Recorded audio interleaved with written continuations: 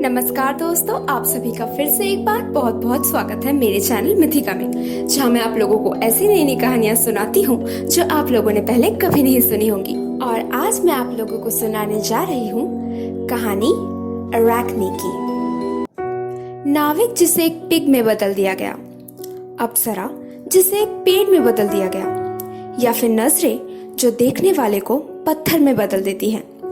Greek mythology में shape shifting की कहानियां बहुत सी हैं। शक्तिशाली देवताएं अपना रूप अपनी मर्जी से बदलते हैं, मगर इंसानों के लिए ये रूप का बदलाव ज्यादातर अनचाहा होती है। ऐसी एक कहानी है अरैकनी की। अरैकनी एक बनिया की बेटी थी। उसे बुनना बहुत पसंद था और उससे ज्यादा बेहतरीन ये काम कोई और नहीं कर सकता था। वो हर वक्त यही करती रहती थी और एक से एक शानदार कपड़े बुनती थी। लोग खड़े रहकर उसे काम करते हुए देखते थे।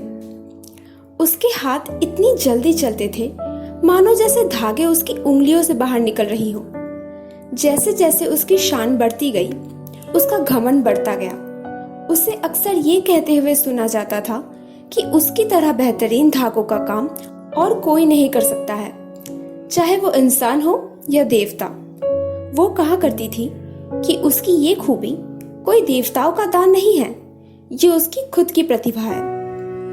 मगर उसकी बुरी किस्मत, एक दिन उसे ये सब कहते हुए देवी अथेना ने सुन लिया, जो युद्ध, ज्ञान और शिल्पकला की देवी हैं, और उन्होंने तय किया कि वो अरैकनी को सबक सिखाएंगी। उन्होंने एक बूढ़ी औरत का रूप लिया और उसके पास जाकर बोली, तुम्हारी इतनी हिम्मत कि तुम खुद की बराबरी देवताओं से करो। उनकी ये बात सुनकर अरैकनी हंसी और धागे बुनती गई, उनकी तरफ मुड़ के देखा तक नहीं। इस बात से अथेना को बहुत गुस्सा आया और वो अपने असली रूप में आकर अरैकनी से बोली, अगर तुम में इतनी ही घमंड है कि तुम देवताओं को भी तुच्छ समझती हो, तो मैं अथेना तुम्हें चुनौती देती हूँ। मेरे साथ प्रतियोगिता में जीत कर दिखाओ, तब मैं तुम्हें मान जाऊंगी। अरैकनी देवी को गुस्से में देखकर डर गई, पर उस डर को अपने चेहरे पर नहीं आने दिया और देवी के इस चुनौती को स्वीकार कर लिया। अथेना ने जादू से अपने लिए एक करघा बनाया और उन दोनों ने अपना अपना काम शुरू किया। दिखावे के लिए देवी अथेना ने बादलों और घास के तिनकों से अपने धागे बनाए और उनसे उन्होंने अपने कपड़ों में ओलंपस के देवताओं का गाथा को दर्शाया।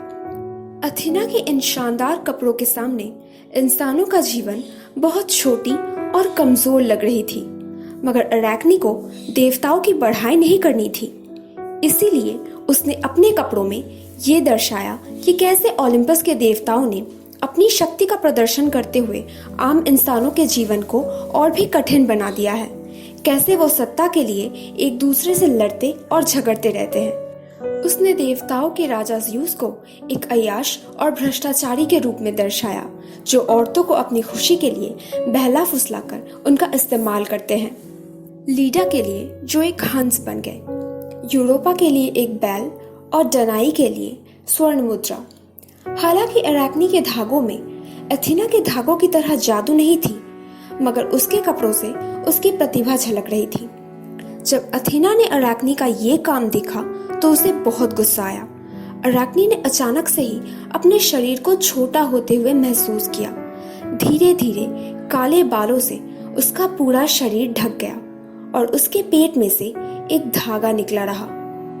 अथेना उसे ऐसे ही छोड़कर चली गई।